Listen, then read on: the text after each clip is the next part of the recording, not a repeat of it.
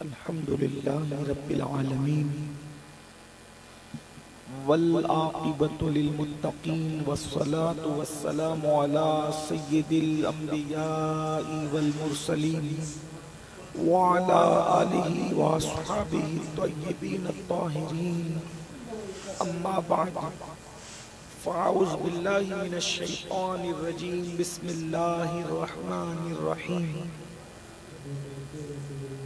قل لا أسألكم عليه أجرا إلا المودة في القربى صدق الله العظيم غوث اعظم بمنے بے سرو ساما مددے قبلِ دی مددے کعبہ ایمان مددے انتظار کرم تست منے عینی را اے خدا جو خدا بینو خدا دا مددے بگردہ بے بلا افتادہ کشتی ضعیفانو شکستہ رات و پشتی بحق کے خواجہ عثمان ہارون مدد کن مدد کن مدد کن یا معین الدین چشتی منبر پر رونق افروز لائق ست تقریر استاذ العلماء حضرت علامہ مفتی غلام مرتضی صاحب قبلہ مدد اللہ العالی ناظم اعلیٰ الجامعۃ الاسلامیہ مکرم و معظم حضرت قاری جلال الدین صاحب قبلہ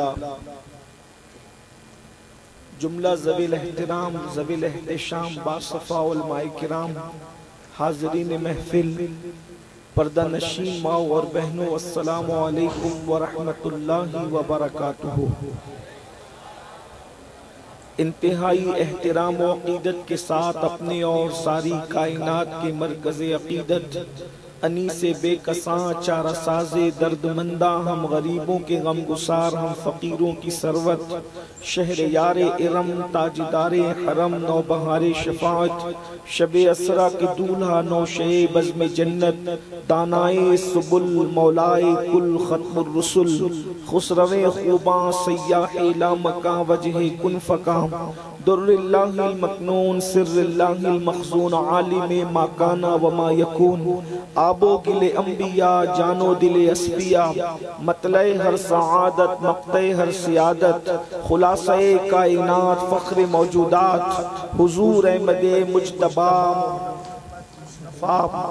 ارواحنا فدا صلی اللہ تعالی علیہ وآلہ وصحبہ وبارک وسلم کی بارگاہ بے کس پناہ میں جس طریقے سے پڑھاؤں سب مل کر بلند آواز سے میرے ساتھ پڑھ لیں الصلاة والسلام علیکہ یا رسول اللہ الصلاة والسلام علیکہ یا رسول اللہ الصلاة والسلام علیکہ یا نبی اللہ الصلاة والسلام علیکہ یا نبی اللہ الصلاة والسلام علیکہ یا حبیب اللہ الصلاة والسلام علیکہ یا حبیب اللہ وعلا آلکہ واصحابکہ یا نور اللہ وعلا آلکہ واصحابکہ صلی اللہ تعالی علیہ وسلم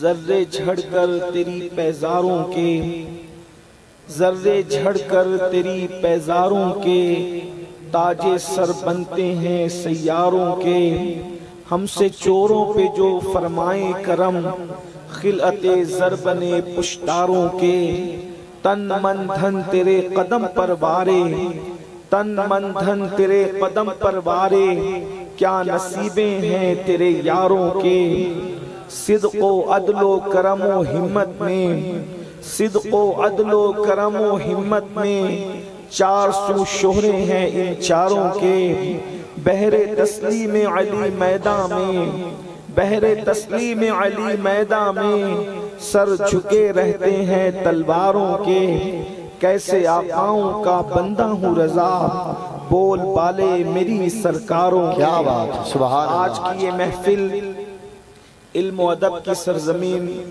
روناہی کی سرزمین پر ذکر شہدائے کربلا کی یہ محفل منعقد ہے اور کافی دیر سے آپ سب ہمارے شعراء کو خطبہ کو علماء کو آپ سماعت کرتے رہے آپ نے بھائی احمد الفتاح کو بھی سنا حضرت علامہ مفتی سلیمان صاحب قبلہ کے خوبصورت خطاب کو بھی سنا، اور ساتھ ہی ساتھ نقیب اہل سنت حضرت علامہ برادر مکرم سید شاہ زلفی صاحب کو بھی آپ نے سماعت کیا، اور اب جو محفل کے اختتام کا وقت بتایا گیا تھا اب وہ آ گیا ہے۔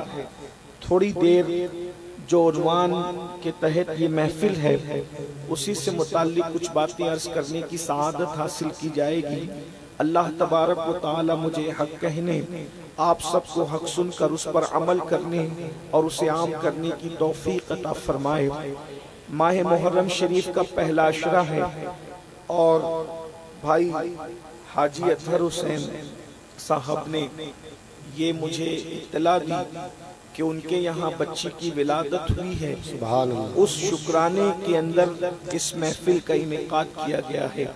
اللہ تبارک و تعالیٰ کی بارگاہ میں دعا ہے، اللہ تبارک و تعالیٰ پنج تن پاک کے صدقے نوزائیدہ بچی کو صحت دے، عافیت دے، ماں باپ کی آنکھوں کی ٹھنڈک بنائے، اور اللہ تبارک و تعالیٰ اس کا نصیبہ بلند فرمائے۔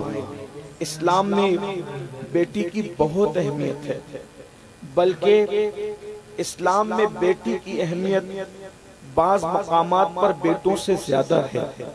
اللہ کے رسول صلی اللہ علیہ وآلہ وسلم نے اس دور میں اعلان نبوت فرمایا جس دور میں لوگ بیٹیوں کو اپنے ہاتھوں سے زندہ دفن کرتے تھے، بیٹیوں کو جینے کا حق نہیں دیتے تھے، بلکہ بیٹیاں نحوست سمجھی جاتی تھی، بیٹیاں شیطنت سمجھی جاتی تھی، بیٹیاں بے برکتی کا دوسرا نام سمجھی جاتی تھی۔ ایسے وقت میں جبکہ بیٹیوں کو نحوست سمجھ کر، بیٹیوں کو بے برکتی سمجھ کر، بیٹی کو شیطنت سمجھ کر لوگ زندہ دفن کر دیتے تھے، ایسے ماحول کے اندر اللہ کے رسول صلی اللہ علیہ وآلہ وسلم نے بیٹیوں کی وہ عزت بیان فرمائی۔ سرکار ابد قرار صلی اللہ علیہ وآلہ وسلم ارشاد فرماتے ہیں، میں محمد بیٹیوں کا باپ بن کر کے دنیا میں آیا ہوں۔ جب کسی کے گھر بیٹی پیدا ہو اور وہ غم نہ کرے بلکہ خوشی کرے تو وہ شخص اور پھر اچھا نام بیٹی کا رکھے، پھر اچھی پرورش کرے، اچھے گھرانے میں اس کی شادی کر دے تو وہ بیٹیوں کا باپ اور میں محمد جنت میں اتنے قریب ہوں گے جیسے یہ دو انگلیاں قریب ہیں۔ اندازہ فرمائیں اللہ کے رسول صلی اللہ علیہ وآلہ وسلم نے بیٹی کو کتنا قابل رشک بنایا ہے، بیٹی کے باپ کو کتنا قابل رشک بنایا ہے۔ اللہ اکبر۔ آج پھر اسی گفتگو پر، اسی حدیث پر، اسی خوبصورت بات پر ہمیں عمل کرنے کی ضرورت ہے، اس لیے کہ آج بھی دقیانوسیت کی فکر ہماری قوم کے ذہن و دماغ پر چھاتی جا رہی ہے۔ ہاں فلموں کو دیکھ کر، سیریلوں کو دیکھ کر پھر ایک مرتبہ بیٹی کے حوالے سے نفرت پیدا ہو رہی ہے۔ گاڑیوں پر لکھا تو جا رہا ہے بیٹی بچاؤ، بیٹی پڑھاؤ، مگر سب سے زیادہ اگر قتل ہو رہی ہیں تو بیٹیاں ہو رہی ہیں۔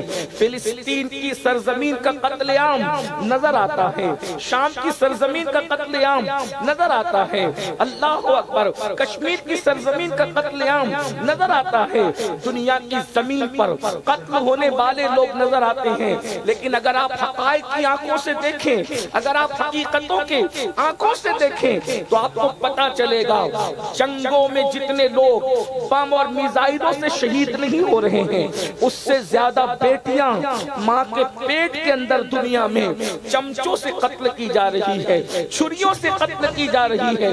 کتنے بھیانک اور دردناک دور سے ہم گزر رہے ہیں۔ اللہ اکبر۔ مجھے تو یوں لگتا ہے مکے کے کفار سے بھی اس معاملے میں لوگ بدترین ہوتے جا رہے ہیں کہ اللہ اکبر، وہ اپنی بیٹیوں کو پیدا ہونے کا حق تو دیتے تھے، بیٹی پیدا ہونے کے بعد وہ لوگ زندہ دفن کرتے تھے۔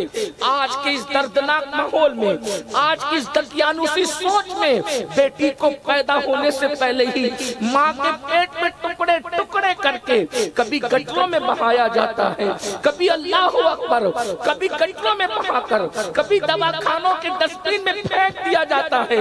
ذرا سوچو تو صحیح، رحمت للعالمین کے دل پر کیا گزر لگتی ہوگی جس نے فرمایا میں بیٹیوں کا باپ بن کر کے آیا ہوں. اللہ اکبر. ایک گھر میں اللہ کے رسول علیہ السلام کے صحابہ نے دیکھا کہ روشنی گھر سے نکل رہی ہے. کون سی روشنی؟ لائٹ کی روشنی نہیں، چراغ کی روشنی نہیں، بلکہ باطنی نور نکل رہا ہے. صحابہ کرام نے اپنی آنکھوں سے دیکھا تو صحابہ نے اللہ کے رسول سے عرض کیا یا رسول اللہ صلی اللہ تعالی علیہ وآلہ وسلم، اس گھر سے نور نکلنے کی وجہ کیا ہے؟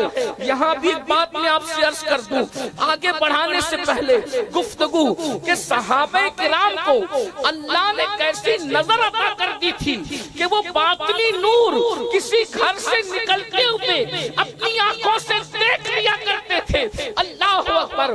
یہاں پر ایک بات میں آپ کے سامنے عرض کروں. اللہ اللہ، آج ہمارے یہاں کچھ لوگوں کی فکر یہ ہوتی جا رہی ہے کہ جب صحابہ کرام کا ذکر کیا جاتا ہے تو معاذ اللہ کچھ کم کج فہم لوگ اہل بیت پر ٹپنی کرتے ہیں، اور جب اہل بیت کا ذکر کیا جاتا ہے تو صحابہ کرام کو طنز کیا جاتا ہے. یاد رکھنا اہل بیت کی محبت کا مطلب ہرگز یہ نہیں ہے کہ صحابہ سے نفرت کی جائے، اور صحابہ سے محبت کا مطلب یہ نہیں ہے کہ نعرہ حیدری لگانے والوں کو شک کی نظر سے دیکھا جائے. اللہ اکبر. اس لیے کہ ایک سے محبت اور دوسرے سے نفرت اس وقت ہوتا ہے جب دونوں الگ الگ ہوتے ہیں. یہاں تو الگ الگ ہے ہی نہیں. میرے امام کہتے ہیں تیرے چاروں ہمدم ہے، ایک جان ایک دل، ابو بکر فاروق و عثمان. نعرہ تکبیر، نعرہ رسالت. سبحان اللہ. یہاں صرف ایک جملہ کہنا چاہتا ہوں، اہل بیت کے گستاخوں سے بھی اور صحابہ کے بھی گستاخوں سے بھی نادانوں، جو ولی سے بغض رکھے اللہ اس سے جنگ کا اعلان کرتا ہے، جو صحابی سے بغض رکھے اسے کس مقام پہ پہنچایا ہے. غور فرمائے. اس لیے کہ اولیاء تو صحابہ کے غلام ہیں، اولیاء تو صحابہ کے غلام ہے. کوئی ولی کبھی کسی صحابی کے درجے کو پہنچ نہیں سکتا. کیوں نہیں پہنچ سکتا؟ کیونکہ صحابی وہ ہیں جس نے ماتھے کی آنکھوں سے مصطفیٰ جان رحمت کا دیدار کیا.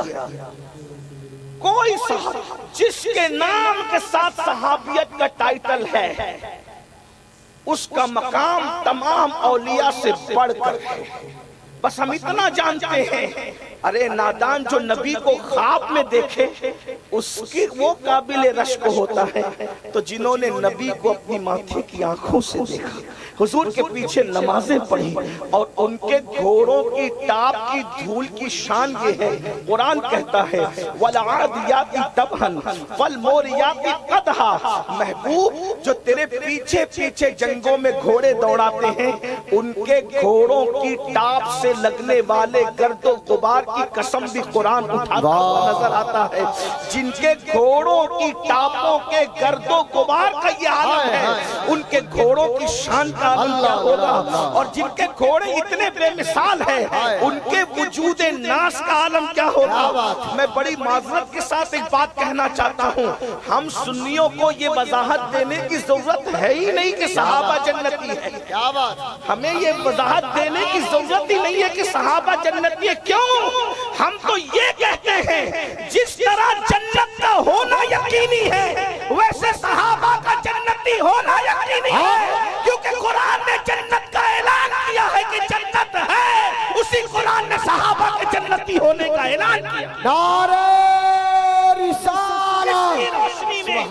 اس کی روشنی میں ہم یہ مانتے ہیں کہ جیسے جنت کا ہونا یقینی ہے ویسے صحابہ کا جنتی ہونا یقینی ہے.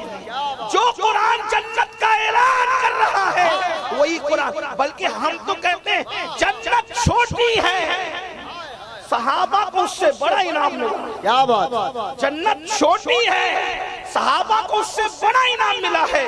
قرآن کہتا ہے ہے لا تجد قوما یؤمنون باللہ والیوم الآخر یوادون من حاد اللہ ورسولہ ولو کانوا آباءہم او ابناءہم او اخوانہم او عشیرتہم اولئک کتب فی قلوبہم الایمان وأیدہم بروح منہ ویدخلہم جنات تجری من تحتہا الانہار خالدین فیہا رضی اللہ عنہم ورضوا عنہ اولئک حزب اللہ الا ان حزب اللہ هم المفلحون. سبحان اللہ. لوگ ہم سے کیا پوچھتے ہیں کہ صحابہ جنتی ہے کہ میں نے کہا جنت چھوٹی ہے، صحابہ کو اس سے بڑا مرتبہ دیا. ماشاءاللہ ماشاءاللہ. قرآن کہتا ہے تم ہرگز نہ پاؤ گے ان لوگوں کو جو ایمان لائے اللہ اس کے رسول پر، وہ کافروں کو دوست رکھے، کافروں سے محبت کرے، کافروں کو دوست رکھے. قرآن کہتے ہیں اگرچہ کافر ان کے آبا ہوں، ان کے بیٹے ہوں، ان کے باپ ہوں، ان کے بیٹے، ان کے رشتہ دار ہوں. کس کے بارے میں قرآن کہہ رہا ہے؟ صحابہ پر بربک کرنے والوں سے پوچھو یہ سورۃ المجادلہ کی آخری آیت ہے کس کے لیے ہے؟ کیا بات. اس کے اولین مصداق نبی کے اصحاب ہیں، نبی کے صحابہ ہیں. پہلے نمبر پہ نبی کے صحابہ. قرآن کہتا ہے یہ کفر سے اتنی نفرت کرتے ہیں کہ کفر کو پسند کرنے والے ان کے باپ ہوں، ان کے بیٹے ہوں، ان کے بھائی ہوں، ان کے رشتہ دار ہوں، یہ سب کو چھوڑ دیتے ہیں. انہوں نے چھوڑا. قرآن میں پھر کہتا ہے ان کو انعام کیا ملا؟ ہائے ہائے. قرآن کہتا ہے اولئک کتب فی قلوبہم الایمان. واہ. اللہ نے ان کے دلوں پر ایمان کی مہر لگا. کیا بات. میں یہاں میرا عنوان اگرچہ یہ نہیں، لیکن چونکہ ذمہ داری اس وقت اب شیخین کے ایمان پہ سوالیہ نشان کھڑا ہوا ہے. اللہ اللہ. توجہ تو فرمائنا. تو ہماری ذمہ داری بنتی ہے کہ عنوان کوئی بھی ہو، آگ جہاں لگی ہے پانی تو وہاں ڈالنا ہوگا. کیا بات. ورنہ آگ کہیں اور لگی ہے پانی کہیں اور ڈالنے کوئی عقل مندی تو نہیں ہے نا. کیا بات. اور وہ بھی شیخین کے ایمان پہ وہ بات کرتے ہیں جن کے خود کے ایمان کے ٹھکانے ہیں. اللہ اللہ. توجہ تو فرمائے. کیا دین آ گئے، کیا دین آ گئے جن کی صحابیت قرآن سے ثابت ہے. اللہ کی عزت کی قسم اگر وہ مومن نہیں تو دنیا میں پھر مومن کسے کہتے ہیں؟ کیا بات. میرے امام نے تو کیا بات کہی ہے. اللہ اکبر. میں یہاں اس سے پہلے ایک بات کہوں. لوگ جنت میں جائیں گے بعد میں، قیامت کے بعد. شیخین تو ابھی بھی جنت میں سو رہے ہیں، اس لیے کہ اگر ماں کے قدموں میں جنت ہے تو نبی کے قدموں میں کیا چیز ہے. میرے امام کہتے ہیں سادین کا قران ہے پہلوئے ماہ میں، سادین کا قران ہے پہلوئے ماہ میں. جھرمٹ کیے ہیں تارے تجلی قمر کی ہے، محبوب رب عرش ہے اس سبز قبہ میں، پہلو میں جلوہ گاہ عتیق و عمر کی ہے. دنیا میں سب سے زیادہ سلام جن کو پیش ہوتا ہے نبی کے بعد وہ شیخین ہیں. سب سے زیادہ سلام دنیا میں جس کو پیش ہوتا ہے وہ شیخین ہے. اور 70,000 فرشتے صبح آ کر شام جہاں درود پڑھتے ہیں تو وہاں جہاں نبی کا مزار ہے وہیں پر وہ شیخین ہیں. اگرچہ وہ درود نبی پر پڑھتے ہیں لیکن شیخین کا مزار رسول اللہ ایسے ان کو اپنے پہلو میں سلائے ہوئے ہیں کہ سبحان اللہ. جس کو نبی نے اپنی امان دی ہے. اللہ اکبر. استاد زمن کہتے ہیں ڈھونڈا ہی کرے صدر قیامت کے سپاہی، وہ کس کو ملے جو تیرے دامن میں چھپا. عام مسلمان دامن میں چھپ جائیں تو فرشتوں کو نہیں ملتے، جسے رسول اللہ نے اپنے پہلو میں چھپا رکھا ہو پھر ان کی شان کا عالم کیا ہوگا. لیکن بات میں کہہ رہا ہوں قرآن صحابہ کے بارے میں کہتا ہے اولئک کتب فی قلوبہم الایمان. اللہ نے ان کے دلوں پر ایمان کی مہر لگا دی ہے. مہر کسے کہتے ہیں بھائی؟ جب خط لکھ دیا جاتا تھا یا آج بھی مفتیان کرام موجود ہے فتویٰ لکھتے ہیں تو آخری میں مہر لگاتے ہیں. مہر کے بعد نہ اس میں اضافہ ہو سکتا ہے نہ کمی ہو سکتی ہے. جب مہر لگ جائے تب کوئی اس میں بڑھوتری اور کٹوتی نہیں ہو سکتی. اللہ کہتا ہے میں نے مہر لگائی ہے ایمان کی. جب ملا کی مہر لگے تو کوئی کمی اور زیادتی نہ ہو سکے. جس میں اللہ کی مہر لگ جائے تو پھر اس میں کمی زیادتی کیسے ہو سکتی ہے؟ جب اللہ نے ان پہ مہر لگا دی ہے اب وہاں کفر کا گزر اور نفاق کا گزر نہیں ہو سکتا کیونکہ مہر اللہ کی لگی ہوئی ہے. سبحان اللہ. اور پھر قرآن کہتا ہے اولئک کتب فی قلوبہم الایمان وأیدہم بروح منہ. اللہ نے اپنی خصوصی مدد کے ذریعے ان کی مدد فرمائی ہے، روح القدس کے ذریعے مدد فرمائی ہے۔ ایک تفسیری قول یہ بھی ہے کہ جبریل امین کے ذریعے سے ان کی مدد فرمائی ہے۔ اور پھر کیا فرمایا؟ وَيُدْخِلُهُمْ جَنَّاتٍ تَجْرِي مِن تَحْتِهَا الْأَنْهَارُ۔ جو قرآن کہہ رہا ہے جنت ہے، وہ قرآن صحابہ کے لیے کیا کہہ رہا ہے؟ وَيُدْخِلُهُمْ جَنَّاتٍ تَجْرِي مِن تَحْتِهَا الْأَنْهَارُ۔ اللہ ان کو جنت میں داخل کرے گا جس کے نیچے نہریں جاری ہوں۔ جنت کے بعد اب ذکر آ رہا ہے اس سے بڑی چیز کا، رضی اللہ عنہم ورضوا عنہ۔ جس کو رضی اللہ کہا جاتا ہے اس کو جنتی کہنے کی ضرورت کیا ہے؟ اس لیے کہ قرآن کہتا ہے وَرِضْوَانٌ مِّنَ اللَّهِ أَكْبَرُ۔ اللہ کی رضا سے بڑی کوئی چیز ہے ہی نہیں۔ جنت بہت پیچھے رہتی ہے رضا الہی کے، جنت بڑی چیز ہے۔ اور ایک بات بتاؤں، صدیق اکبر تو وہ صحابی ہے جس کے لیے رسول اللہ نے نام لے کے کہا اے ابو بکر، کچھ لوگ ہوں گے جن کو جنت میں دیدار ہوگا اللہ کا، الگ الگ وقتوں میں ہوگا، لیکن کچھ ایسے لوگ ہوں گے جن کو رضوان اکبر مل جائے ان کو ہمیشہ دیدار ہوتا رہے گا۔ وَرِضْوَانٌ مِّنَ اللَّهِ أَكْبَرُ۔ جس کو رضوان اکبر مل جائے اس کو ہمیشہ دیدار ہوگا۔ تو صدیق نے پوچھا یا رسول اللہ، جسے رضوان اکبر ملے وہ کون ہے جس کو ہمیشہ دیدار ہوگا؟ فرمایا ابو بکر وہ تیرے سوا ہو کون سا جس کو اللہ نے رضوان اکبر۔ سبحان اللہ۔ مرتبہ حضرت صدیق کا یہ ہے سید، ہر فضیلت کے وہ جامع ہیں نبوت۔ کیا بات ہے، سبحان اللہ۔ رضی اللہ عنہم ورضوا عنہ۔ اور پھر اللہ فرماتا ہے اولئک حزب اللہ الا ان حزب اللہ هم المفلحون۔ صحابہ کے لیے قرآن کہتا ہے وہ اللہ کی جماعت ہے، اور آگاہ ہو جاؤ اللہ ہی کی جماعت کامیاب و کامران ہے۔ ماشاءاللہ، یہ قرآن کہہ رہا ہے۔ اس لیے ہمیں فکر کرنے کی ضرورت نہیں۔ لوگ کہتے ہیں صحابہ کو نہیں مانتے، میں نے کہا ان کا بگڑتا کیا ہے؟ اللہ نے ان کو رضوان اکبر عطا کیا۔ آپ نہیں مانتے تو آپ کا، ہم علی کو نہیں مانتے، اہل بیت کو نہیں مانتے، ہم نے کہا ان کا کیا بگڑتا ہے؟ رسول اللہ نے فرمایا ہم پانچوں جنت میں ایک ساتھ ہیں۔ کیا بات۔ ہاں تو بہرحال بات دور نہ نکلے، وقت پہلے ہی زیادہ ہوا۔ میں عرض کر رہا تھا صحابہ کو صاحب نگاہ کی صحبت نے وہ نگاہ عطا کی کہ ایک گھر سے باطنی نور نکل رہا ہے، باطنی نور۔ صحابہ نے دیکھ لیا، اس نور کو دیکھا۔ بھائی اللہ کے نور کو جب دیکھا نا رسول اللہ کی شکل میں، اب کون سا نور ان کی نگاہوں کے سامنے حجاب ہو سکتا تھا؟ تو باطنی نور دیکھا تو صحابہ نے پوچھا حضور یہ نور ایک گھر سے نکل رہا ہے، یہ باطنی نور چھن چھن کے گھر سے نکل رہا ہے، وجہ کیا ہے؟ تو اللہ کے رسول فرماتے ہیں دو میں سے کوئی ایک وجہ ہوگی، یا تو اس گھر میں کوئی یتیم پل رہا ہوگا، یا تو اس گھر میں کسی بیٹی کی ولادت ہوئی ہوگی۔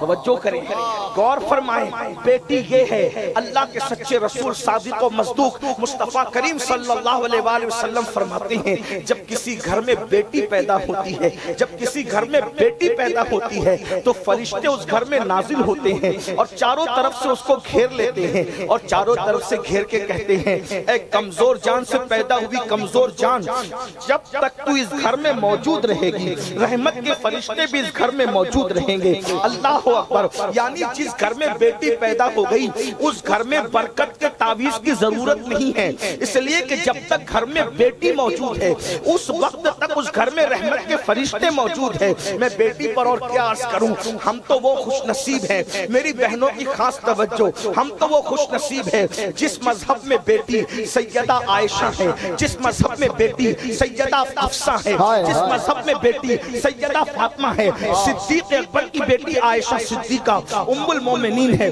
فاروق اعظم کی بیٹی سیدہ حفصہ ام المومنین ہے۔ اسی طرح سے مصطفیٰ جان رحمت کی 4 شہزادیاں اور اس میں سے سب سے آخری شہزادی اللہ اکبر، ان کا نام آتا ہے تو اللہ اللہ ہماری عقیدتوں سے سر جھک جاتے ہیں، نگاہیں عقیدتوں سے جھک جاتی ہے۔ اللہ اکبر، کائنات کے اندر کسی کی بیٹی بھی ایسی ہو سکتی ہے جیسے میرے نبی کی شہزادی ہے، کیا شان ہے، کیا مرتبہ ہے، کیا مقام ہے۔ اللہ اکبر۔ ہمارے مذہب میں بیٹی سیدہ زینب کبریٰ ہے، ہمارے مذہب میں بیٹی سیدہ سکینہ ہے۔ میں اگر چند لوگوں کے نام لے کر کے تھوڑا سا ان کی بارگاہ کے اندر حاضری دوں تو آپ کا ایمان تازہ ہو جائے۔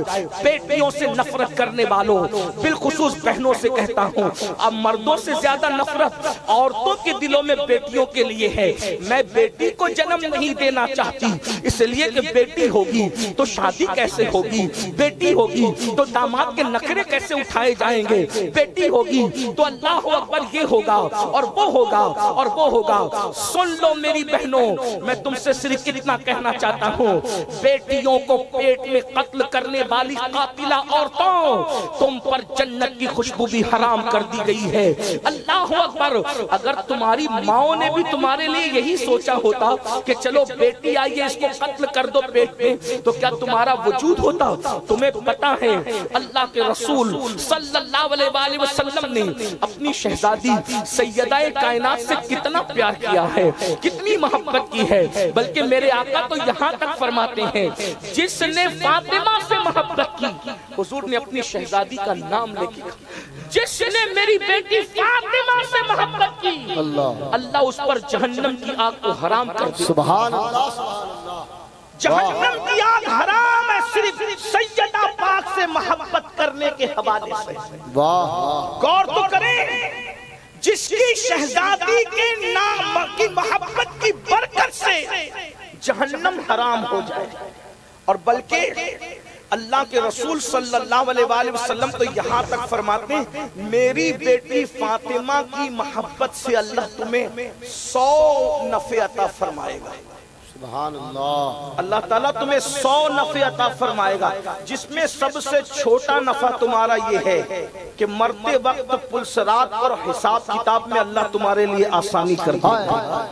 یہ محبت کی برکت ہے، اس لیے کہ محنتیں وہاں تک نہیں پہنچاتی جہاں محبتیں پہنچاتی ہیں۔ لوگ کہتے ہیں کہ اہل بیت کی محبت سے ہاتھ دھو لو، ہم کہتے ہیں 1857 کے بعد انگریزوں کی میز سے پیدا ہونے والے مولویوں، ہم اپنی جانوں کو تو چھوڑ سکتے ہیں لیکن محبت اہل بیت نہیں چھوڑ سکتے۔ نعرہ تکبیر، نعرہ رسالت۔ لاؤ نہ کسی خاندان میں ایسا خاندان جس خاندان کا حال یہ ہے کہ اس گھر میں جبریل اجازت کے بغیر نہ آتے۔ اللہ اللہ اللہ۔ کوئی خاندان ہو تو بتاؤ ان کے گھر میں بے اجازت جبرائیل آتے نہیں، قدر والے جانتے ہیں قدر شان اہل بیت۔ سبحان اللہ سبحان اور اس گھر کا تقوی اور پرہیزگاری کا عالم یہ ہے کہ سیدہ کائنات، مخدومہ کائنات، ملکہ عالمیان، ملکہ فردوس بری، سیدہ طیبہ طاہرہ عابدہ زاہدہ راقیہ ساجدہ نقیہ تقیہ زکیہ عالمہ غیر معلمہ، ملکہ فردوس بری، ام الائمہ، ام الحسنین، سیدہ فاطمہ الزہرا کے تقوی کا عالم یہ ہے۔ ہم نازا ہے نازا، ہمارا سینہ چوڑا ہوتا ہے، ہمارے نبی کے گھر میں ایسی شہزادی ہے جس کے سر کے دوپٹے کو نہ کبھی چاند نے دیکھا نہ کبھی سورج نے دیکھا۔ میرے امام کہتے ہیں جس کا آنچل نہ دیکھا مہو مہر نے، اس ردائے نزاہت پہ لاکھوں سلام، اس ردائے نزاہت پہ لاکھوں سلام، اور اس رسول اللہ کی شہزادی کی شہزادی ہے جسے ہم ثانیہ زہرا کہتے ہیں۔ سیدہ عائشہ صدیقہ فرماتی ہیں کہ رسول اللہ کے سب سے زیادہ ہم شکل میں نے کسی کو دیکھا تو سیدہ فاطمہ کو دیکھا۔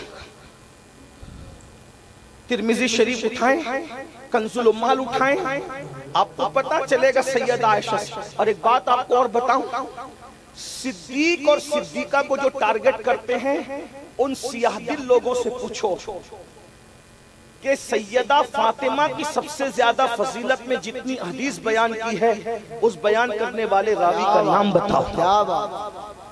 سب سے زیادہ حدیث اگر سیدہ فاطمہ کے شان میں کسی نے بیان کی ہے تو وہ ہماری ماں طیبہ طاہرہ ام المومنین عائشہ صدیقہ کی ذات ہے۔ لیکن یہ صدیق کو بھی ٹارگٹ کرتے ہیں، صدیقہ کو بھی ٹارگٹ کرتے ہیں۔ ہم کہتے ہیں کسی نے یہ بیان کیا تو بتاؤ۔ سیدہ عائشہ صدیقہ کہتی ہے حضور کی ہم شکل، سب سے زیادہ صورت میں حضور کے مشابہ اور سیرت میں، بلکہ انہوں نے تو واضح طور پہ کہا چلنے میں، بولنے میں، سخاوت میں، چال ڈھال، اٹھنے بیٹھنے میں نے سب سے زیادہ رسول اللہ کے کسی کو مشابہ دیکھا تو وہ فاطمہ بنت محمد کی ذات، سبحان اللہ، ام المومنین سیدہ عائشہ صدیقہ فرماتی ہیں۔ غور فرمائیں تو لیکن رسول اللہ کے سب سے زیادہ مشابہ ہستی کون؟ سیدہ فاطمہ، اور ان سے سب سے زیادہ مشابہ ہستی جو ہے اس ذات کو ثانی زہرا سیدہ زینب کبریٰ بنت علی کہتے ہیں۔ سبحان اللہ۔ امام جلال الدین سیوطی اپنے رسالے میں لکھتے ہیں کہ 5 جمادی الاولیٰ 5 ہجری کو سیدہ زینب پاک کی ولادت ہوئی۔ رسول اللہ کی موجودگی میں حضور علیہ السلام کی ظاہری حیات میں امام حسن بھی پیدا ہوئے، امام حسین بھی پیدا ہوئے، حضرت امام محسن بھی حضور کی ظاہری حیات میں پیدا ہوئے۔ سیدہ فاطمہ کی کوئی اولاد رسول اللہ کے پردہ فرمانے کے بعد ماں کے شکم میں نہیں آئی۔ جب ماں کے شکم میں نہیں آئی تو دوسرے سارے قصے ہی جو ہے وہ قصہ پارینہ ہو جاتے ہیں، بلکہ گڑے ہوئے قصوں کا شیش محل، گڑا ہوا شیش محل خود بخود چکنا چور ہو جاتا ہے۔ اہل علم جانتے ہیں میں اشارہ کدھر کر رہا ہوں، عنوان وہ نہیں ہے۔ 1 گھنٹے کا ٹائم میں نے اپنے لیے رکھا ہے اس لیے کہ بارش کا موسم ہے اور موسم اس بات کی اجازت نہیں دیتا کہ گفتگو کو طویل کیا جائے۔ جیسے جیسے ٹھنڈی ہوائیں بڑھتی جاتی ہے میری پشت پر بیٹھے ہوئے بزرگوں کے دل دھڑکتے ہیں کہ کہیں بارش نہ جائے، اس لیے اس سے پہلے کہ باران رحمت کا نزول ہو میں اپنی گفتگو کو ضرور پوری کروں گا۔ توجہ کریں بہنوں کی اور آپ کی خاص توجہ۔ رسول اللہ کی ظاہری حیات میں اللہ اکبر سن 3 ہجری میں امام حسن کی ولادت، سن 4 ہجری میں امام حسین کی ولادت، سن 5 ہجری میں سیدہ زینب کی ولادت۔ زینب کا نام اللہ کے رسول نے زینب رکھا، اس کی وجہ یہ ہے کہ رسول اللہ کی بڑی چہیتی شہزادی سیدہ زینب بنت محمد یہ رسول اللہ کی سب سے بڑی شہزادی تھی۔ ان کا وصال 4 ہجری میں ہو گیا تھا۔ 4 ہجری میں سیدہ زینب دنیا سے پردہ فرما گئی تھی۔ اسی طریقے سے 2 ہجری میں حضرت سیدہ رقیہ کا وصال ہو گیا تھا، اور اس طریقے سے تقریباً جو ہے 9 ہجری میں سیدہ ام کلثوم کا وصال ہو گیا تھا۔ یعنی رسول اللہ کی ظاہری حیات میں تینوں شہزادیاں وصال فرما گئی تھی۔ 4 میں سیدہ زینب کا وصال ہوتا ہے اور 5 ہجری میں سیدہ فاطمہ الزہرا کے گھر پہلی شہزادی پیدا ہوتی ہے۔ بہو صورت میں سیدہ فاطمہ کی طرح تھی۔ اللہ کے رسول نے کان میں اذان پڑھی، اللہ کے رسول نے کان میں جو ہے اقامت پڑھی، اور اس کے بعد حضور نے فرمایا نام کیا رکھا جائے؟ تو آقا نے فرمایا میں نے اپنی بڑی بیٹی کی یاد میں اس کا نام زینب رکھا ہے۔ یعنی سیدہ زینب کا جو تذکرہ کربلا میں کیا جاتا ہے یہ زینب ان کی خالہ سیدہ زینب کی یادگار تھی۔ اللہ اکبر۔ اور زینب کا معنی کیا ہوتا ہے؟ عربی میں زین اب، اگر عربی اضافت کے ساتھ اس کا ترجمہ کیا جائے تو کیا مطلب ہوگا؟ زین اب باپ کی زینت، اور اگر فارسی اضافت کے ساتھ اس کا ترجمہ کیا جائے تو کیا مطلب ہوگا؟ باپ کے کردار، باپ کی سیرت، باپ کے اخلاق کا آئینہ۔ اور اگر آپ اس کو لغت کے اعتبار سے دیکھیں زینب تو لسان العرب میں جب آپ اٹھا کر کے پڑھیں گے کہ زینب کا مطلب کیا ہوتا ہے تو الزین خلاف الشین، زین کا مطلب یہ ہے کہ یہ عیب کا اپوزٹ ہے، مطلب جس میں کوئی عیب نہ ہو اسی کو زین کہتے ہیں۔ ایک مقام پر زینب کا مطلب آ رہا ہے باپ کی زینت، اور باپ کسے کہتے ہیں؟ باپ اسے کہتے ہیں جسے دنیا علی حیدر کرار کہتی ہے، جس کی شجاعت بے مثال، جس کا علم بے مثال، جس کا تقوی بے مثال، جس کی سیرت بے مثال، جس کی صورت بے مثال، جس نے زندگی میں کبھی ہارنا سیکھا ہی نہیں تھا اسی کو علی کہتے ہیں۔ جو میدان میں آتا تھا تو دشمن کے چھکے چھوٹ جاتے تھے اسے علی کہتے ہیں۔ جس کی محبت ایمان کی نشانی ہے، جس کی دشمنی منافقت کی علامت ہے اسے علی کہتے ہیں. اگر علی کو پوچھو تو ہم یہ کہتے ہیں کبھی دیوار ہلتی ہے کبھی در کانپ جاتا ہے. علی کا نام سن کر اب بھی خیبر کانپ جاتا ہے. علی کون علی جس کے لیے صدیق اکبر کہے علی کو دیکھنا عبادت ہے. علی کون علی جس کے لیے ام المومنین کہے علی کا ذکر عبادت ہے. علی علی کرنا عبادت ہے. ایک صاحب نے کہا سنی علی علی کیوں کرتا؟ میں نے کہا ملا کی سنوں کہ اپنی اماں کی سنوں؟ ہماری ماں ام المومنین کہہ رہی ہے علی علی کرنا عبادت ہے.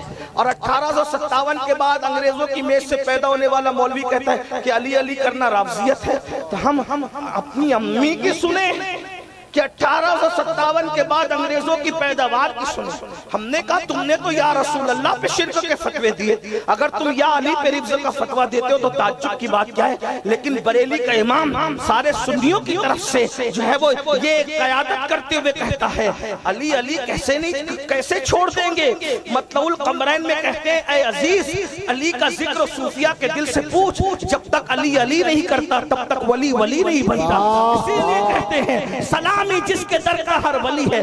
میرے امام کہتے ہیں سلامی جس کے در کا ہر ولی ہے, سلامی جس کے در کا ہر ولی ہے.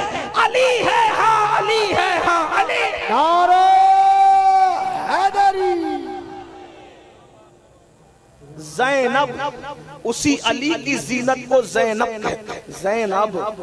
زینب اللہ کے رسول نے گھٹی دی, اللہ کے رسول نے. اور سیدہ زینب کیا خاتون, عورتوں کو حوصلہ ملتا ہے کاش کہ کوئی سیدہ زینب کی زندگی پڑھے. امام حسین علی جدہ علیہ السلام مدینہ منورہ سے چلے اور کربلا کی زمین پر پہنچے, لیکن کربلا میں امام شہید ہو گئے. امام تو جنت میں چلے گئے, راحت پا گئے, لیکن کربلا سے لٹا پٹا قافلہ آبرو اور ساری حفاظتوں کو سنبھال کر قائد کے طور پہ لانے والی اگر کوئی ہستی ہے اسے سیدہ زینب بنت علی کہتے ہیں. سبحان اللہ. یہ انہوں نے غلط ثابت کر دیا.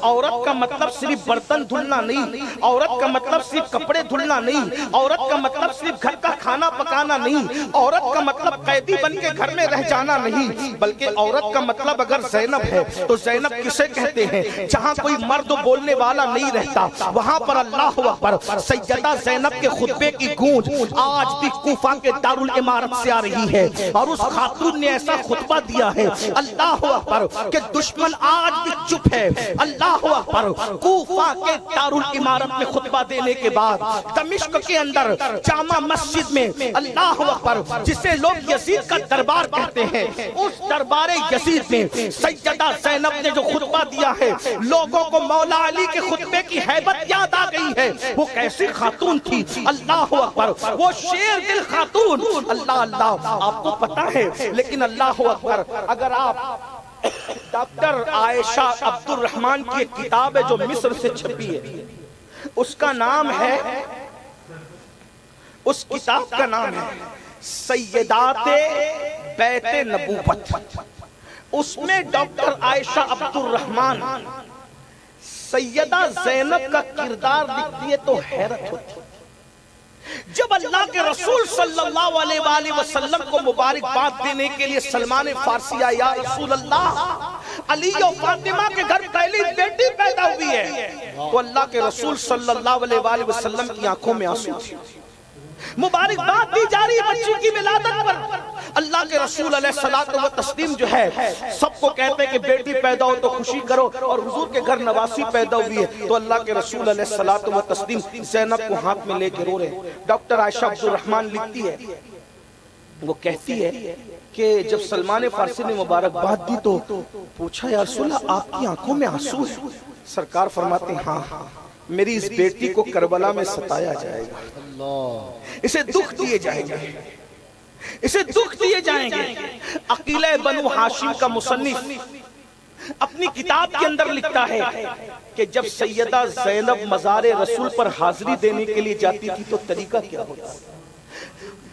مزار رسول پر شہزادی رسول کا جگر گوشہ سیدہ زینب حاضری کے لیے جا رہی ہے۔ عقیل بنو ہاشم کا مصنف لکھ رہا ہے طریقہ کیا ہوتا تھا۔ پہلے تو وہ کبھی دن کے وقت تو اپنے نانا کے مزار پر نہ گئی۔ توجہ کرو، یہ بیٹیاں نبی کے گھر کی، کیا بات ہے۔ آج ہمارے گھر میں بیٹیاں ہیں کہ آگ کی پیٹیاں ہیں۔ حالات بدل گئے۔ ہماری بیٹیاں تو شادی کے موقع پر کافروں کی کلب میں ہاتھوں میں مہندی لگانے جا رہی ہیں۔ اللہ اللہ۔ ہماری بیٹیاں تو فیس بک چلا رہی ہے، ہماری بیٹیاں تو یوٹیوب چلا رہی ہے۔ ہماری بیٹیوں کا حال یہ ہے کہ ولیموں میں، شادیوں میں، میتوں میں بن سمر کر جا رہی ہے، بلکہ شادیاں اور ولیوں میں میت بن سمر کے جانا کوئی قیامت سے کم نہ تھا۔ اب تو ہم نے سنا ہے آپ کے علاقے میں ہوتا کہ نہیں ہوتا، لیکن ہندوستان کے بہت سارے علاقوں میں ہوتا ہے کہ عاشورہ کے دن مسلمانوں کی بیٹیاں میک اپ کر کے میلوں میں جاتی ہیں۔ اللہ۔ اور یہ لوگ ہیں محبان اہل بیت، عاشقان اہل بیت۔ میں نے کہا او جھوٹے عاشقوں، تمہاری ہمت کیسے ہوتی ہے اس دن اپنی بیٹی اور اپنی بیوی کو میک اپ کرنے کی اجازت دے؟ سرخی اور پاؤڈر لگا کر عاشورہ کے دن اگر تمہارے گھر کی بیٹیاں میک اپ کر کے میلوں میں جاتی ہیں تو میں تم سے پوچھتا ہوں یہ کون سی حسینیت ہے؟ جس دن علی اکبر کے سینے میں، دل میں شامیوں کا خنجر چبھا تھا وہ دن میک اپ کا دن ہے۔ جس دن علی اصغر کے حلق پر بابا کی گود کے اندر تیر چلا تھا وہ دن میک اپ کا دن ہے۔ امام قاسم کی جس دن شہادت ہوئی تھی وہ دن میک اپ کا دن ہے۔ آل رسول کا گھر اجڑ گیا تھا، خیموں کو آگ لگ گئی تھی، وہ دن میک اپ کا دن ہے۔ کون روکتا ہے؟ اور جو علماء روکتے تم ان کو یزیدی کہتے ہو۔ شریعت کی بات کرنا یزیدیت ہے۔ تمہیں مرنا ہے مسلمانوں، ایک دن اللہ کو منہ دکھانا ہے۔ اللہ کو کیا منہ دکھاؤ گے؟ جس مذہب نے ولیمے میں سج دھج کے بے پردہ جانے کی اجازت نہیں دی، اس مذہب میں شہادت کے دن سج دھج کے بے پردہ عورتیں نکل رہی ہیں۔ ہے کوئی روکنے والا؟ ہے کوئی منع کرنے والا؟ دیکھو دیکھو، وہاں میلہ ٹھیلا تو دور کی بات، سیدہ زینب کبھی دن کے اجالے میں اپنے نانا کے مزار پر نہ گئی، اس لیے کہ کسی نامحرم کی نظر نہ پڑ جائے، کیونکہ ثانیہ زہرا تھی، علی مرتضیٰ نے پرورش کی تھی، رسول اللہ کی گود میں پرورش ہوئی تھی، سیدہ فاطمہ کی گود میں پرورش ہوئی تھی۔ اور جانا بھی کیسے جانا تھا؟ بیٹیوں کو اکیلے کالج بھیجنے والوں، بیٹیوں کو اکیلے پکنک پہ بھیجنے والوں، گھر سے نکل کر نانا کے مزار تک جانے کے لیے انداز کیا ہے سیدہ زینب کا؟ دائیں امام حسن ہے، بائیں امام حسین ہے، آگے آگے مولا علی چل رہے ہیں۔ اس شان سے سیدہ زہرا کی شہزادی سیدہ زینب کبریٰ اللہ اکبر نانا کے مزار پہ رات کے وقت جاتی ہے، اور جیسے ہی مسجد نبوی کے صحن میں قدم رکھا، مولا علی نے سارے چراغ بجھا دیے، ساری روشنی گل کر دی۔ کسی نے پوچھا علی آپ نے روضہ رسول پہ پہنچتے ہوئے ساری بتیاں گل کر دی؟ کہا ساتھ میں بیٹی کو لایا ہوں، میری بیٹی پر کسی غیر محرم کی نظر نہ پڑنے پائے۔ یہ سیدہ زینب کا کردار ہے۔ آج ہم بیٹیوں کو پڑھانے کی بات کرتے ہیں، بالکل پڑھاؤ، لیکن ان کی آبرو کے تحفظ کے ساتھ، بڑی معذرت کے ساتھ، استغفر اللہ۔ آج ہم نے بیٹیوں کو ایسے چھوڑ دیا، ماں باپ کو خیال ہی نہیں میری بیٹی کرتی کیا ہے۔ میں نے تو پہلے بھی کہا تھا، پورے ہندوستان میں کہتا ہوں، بیٹی اگر 5 لاکھ کا زیور مانگے تو دے دو، مگر 50,000 کا اسمارٹ موبائل اپنی بیٹی کو مت دینا۔ یہ بہت تباہ کن ہے۔ آج بیٹیوں کے ہاتھ میں موبائل، اللہ اکبر، کیا ہو رہا ہے؟ گھر گھر آگ لگی ہے، شکوک و شبہات جنم لے رہے ہیں، ہاتھوں کی مہندی نہیں چھوٹتی اور طلاق تک کی نوبت آ جاتی ہے۔ پتا چلا اس کا تو فلاں کے ساتھ چکر چلتا ہے، کیوں؟ اس لیے کہ موبائل استعمال ہو رہا تھا۔ ہر موبائل استعمال کرنے والی بیٹی ایسی نہیں ہوتی، میں سب کو نہیں کہہ رہا ہوں، لیکن حالات ایسے ہیں، حالات اللہ اکبر۔ موبائل میں کیا کیا دیکھا جا رہا ہے، کس طریقے سے دیکھا جا رہا ہے۔ سیدہ زینب کا کردار دیکھو، مگر اللہ اکبر ایک وقت وہ بھی آیا، ایک لمحہ وہ بھی آیا، اللہ اکبر، بابا کے ساتھ مزار رسول پر جانے والی، اللہ اکبر، جس وقت کربلا میں اللہ اللہ اللہ اکبر ان کی چادریں تک چھین لی گئی، اس اس وقت ان کے دلوں پہ کیا گزرا ہوگا. اللہ اکبر. ان کو بازاروں میں لے کر کے جایا گیا, اس وقت ان کے دلوں پہ کیا گزری ہوگی. جو کبھی سودا خریدنے بازار نہیں گئی, ان کو اللہ اکبر ظالم بازار تک لے گئے. اللہ اللہ, یہ بھی بات آپ کے علم میں ہونی چاہیے. سیدہ زینب کا وصال ملک شام میں ہوا, ان کا مزار ملک شام میں ہے. اس کا بیک گراؤنڈ کیا, اس کا پس منظر کیا ہے؟ سیدہ زینب کا مزار ملک شام.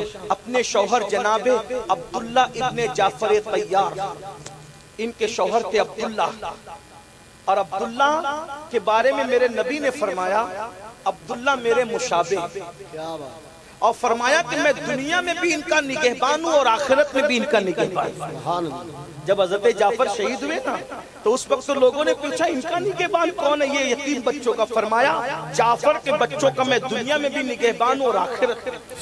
اور اللہ کے رسول نے عبداللہ کے لیے کہا, 3 بار دعا کی, اللہ تیرے مال میں برکت دے, اللہ تیرے مال میں برکت دے, اللہ تیرے مال میں برکت دے.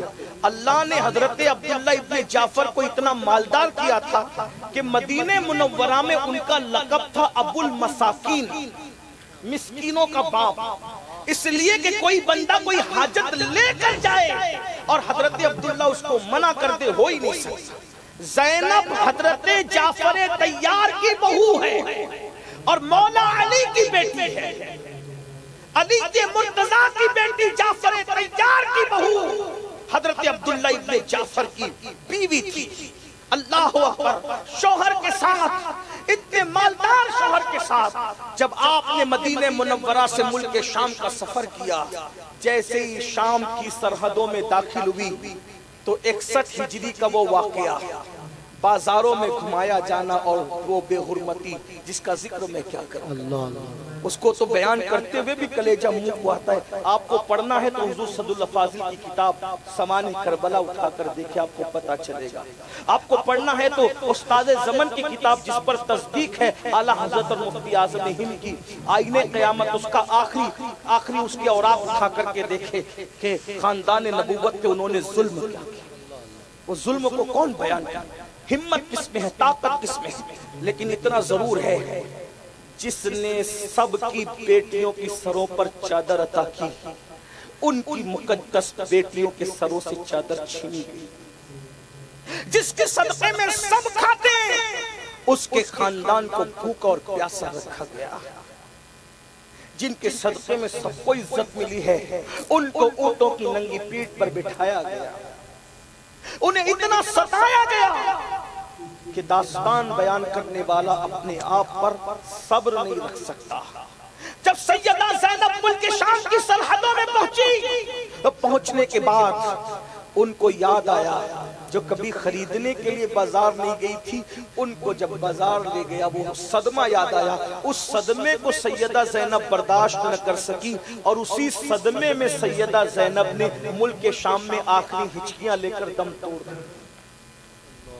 احساس بے پردگی جس کی جان لے گیا, احساس بے پردگی جس کی جان لے گیا, اسے سیدہ زینب کہتے ہیں. اور آج قوم کی بیٹیوں کو کیا ہو گیا؟ آج یہ بے پردگی کو فیشن سمجھتے ہیں. بے پردگی فیشن ہے. میں تو حیرت میں کہتا ہوں, سیدہ فاطمہ الزہرا رضی اللہ تبارک و تعالی عنہا, جن کا نام لیے بغیر سنی خطیب اپنی گفتگو اپنا خطبہ مکمل نہیں کرتا, اس سیدہ فاطمہ الزہرا کی کیفیت یہ تھی, رسول اللہ کے بعد کبھی سیدہ فاطمہ الزہرا کو کسی نے مسکراتے نہیں. 6 مہینے تک حیات رہی, ظاہری طور پر کبھی نہیں مسکرائی. بس اس بات پر میں شاید اپنی گفتگو مکمل کر لوں. بیٹی کے لیے کہ شکرانے میں بات تھی تو مجھے بیٹی یاد آئی, تو میں نے اسی لیے بیٹیوں کا ذکر کیا, لیکن یہاں رسول اللہ کے شہزادی کے ذکر پر اپنی گفتگو مکمل کر رہا ہوں. اپنی بہنوں کی خاص توجہ. آج بیٹیاں ہماری ارتداد تک پہنچ گئی. بیٹیاں غیروں کے ہاتھوں میں ہاتھ دینے کے لیے موبائل کی لالچ میں, زیور کی لالچ میں, شادی کی لالچ میں, بائک پہ گھومنے کی لالچ میں. میں عرض کرنا چاہتا ہوں کتنے دردناک حالات سے اور کتنے کرب سے ہم گزر رہے ہیں. اور ایک بات میں یہاں یہ بھی رکھنا چاہتا ہوں, کیونکہ یہ زمین علم و ادب کی زمین ہے. جامعہ اسلامیہ رونائی اہل سنت کے بڑے اداروں میں سے ایک ادارہ آپ کے پڑوس میں، اور میں اس مرد قلندر کو سلام کرتا ہوں جو یہاں موجود نہیں ہے. میری مراد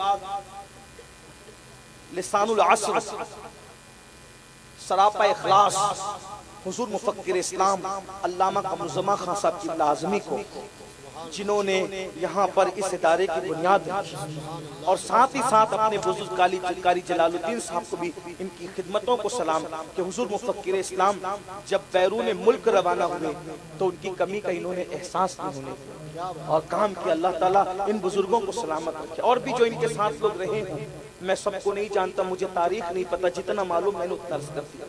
ظاہر سی بات ہے کہ جب کہا جاتا ہے کہ صلاح الدین ایوبی نے بیت المقدس فتح کیا تو قائد کا نام تو آتا ہے، لیکن ساتھ میں بہت سارے فوجی بھی تھے. فوج کے بغیر کام، کوئی بھی کام فوج کے بغیر نہیں، اجتماعی کام. تو اس میں یقیناً یہاں کے رہواسیوں نے بھی مدد کی ہوگی، پڑھانے والے علماء نے بھی مدد کی ہوگی، اور میں تو سمجھتا ہوں کہ جو گیٹ کیپر ہے اس نے بھی مدد کی ہوگی، اور سب کا حصہ ہے نا، سب کا حصہ ہے. اسی لیے کوئی کام ہوتا ہے تو امداد سب کی ہوتی ہے، لیکن طریقہ کار یہی ہے کہ صحرا ہمیشہ قائد کے سر بنتا ہے، چاہے کامیابی کا ہو چاہے ناکامی کا ہو. کامیابی کا صحرا بھی قائد کے سر بنتا ہے اور ناکامی کا دھبا بھی قیادت کے سر لگتا ہے. تو میں حضور مفکر اسلام کے لیے دعا گو ہوں کہ اللہ انہیں عمر نو عطا فرمائے. وہ یہاں موجود نہیں ہے لیکن اللہ تعالیٰ انہیں عمر نو عطا فرمائے، عافیت عطا فرمائے. ایسے لوگ جنہیں ہم ابو الاخلاص کا نام دے دیں تو بھی مبالغہ نہیں ہو. اللہ تعالیٰ انہیں بہت عمر دے، اور جو جہاں کام کر رہے اللہ تعالیٰ سب کو اچھی عمر عطا کرے. اس لیے کہ ہم دنیا میں کام کے لیے آئے ہیں. میں بات ان کی طرف لے جا رہا تھا، بات طویل نہ عرض کر رہا ہوں کہ ہم نے ہمیشہ صرف درد بھری باتیں کرنا سیکھی. ہم کہتے ہیں بیٹیاں بھاگ رہی ہے، اس کا حل کیا؟ بیٹیاں بھاگ رہی ہے تو اس کا حل کیا؟ بیٹیاں مرتد ہو رہی ہے، اس کا حل کیا ہے؟ اب بیٹیاں ہی نہیں بلکہ بیٹے بھی مرتد ہو رہے ہیں، اس کا حل کیا؟ وجہ یہ ہے کہ ہم نے کبھی بھی اپنی قوم کی ضرورتوں کا خیال نہیں کیا. اور انسان احسان کا بندہ ہوتا ہے. ہمارا حال یہ ہے کہ جہاں ہمارے فوٹو چھپیں گے ہم وہاں لاکھوں دیں گے، اور جہاں ہمارا نام نہیں ہوگا وہاں ہم ایک رتی دینے کے لیے تیار نہیں. اس لیے کہ سارے کام ہم صرف نام کے لیے کرنا چاہتے ہیں. اللہ ماشاءاللہ. لیکن یہاں مجھے میں بات آگے بڑھانے سے پہلے چونکہ آل نبی کا تذکرہ چل رہا ہے تو مجھے نبی کا ایک شہزادہ یاد آیا.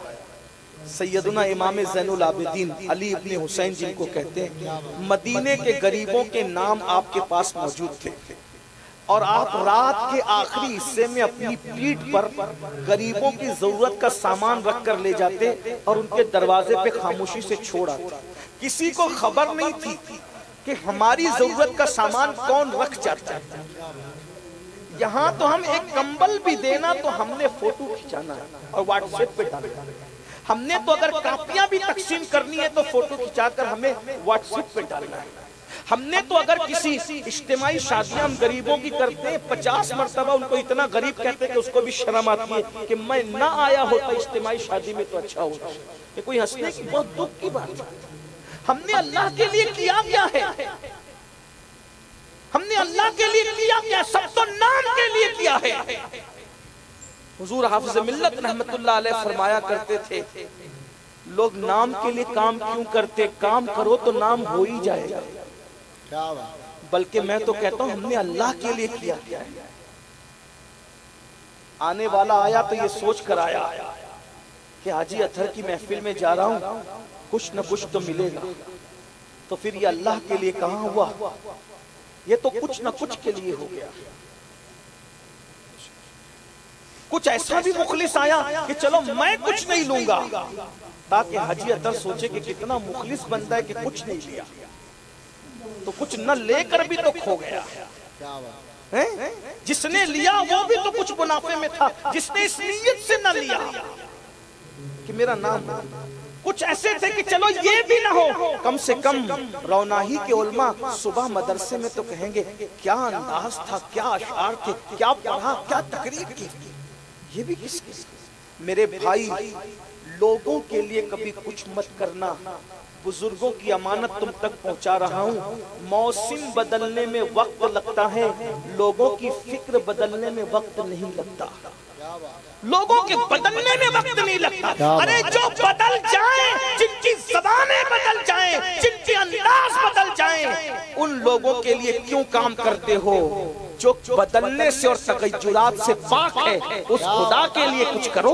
واہ واہ واہ، جو کبھی اجر ضائع نہیں کرتا، ومن تطوع خیرا فإن اللہ شاکر علیم، جو نیک عمل کرتے ہیں ان کا قدردان اللہ ہے، اللہ ان کی قدر کرتا ہے۔ نام کے لیے کام مت کرو، سنت زین العابدین پر عمل کرو، اللہ اکبر، لوگوں کی ضرورت بنو، غریبوں کو مضبوط کرو۔ میں تو اتنا کہتا ہوں، بڑی معذرت کے ہو سکتا ہے مجھے گالی بھی دیں، لیکن مجھے اس کی پرواہ نہیں ہے، اس لیے کہ لوگوں کی گالی اور لوگوں کی تعریفوں کی کوئی حیثیت نہیں رہتی۔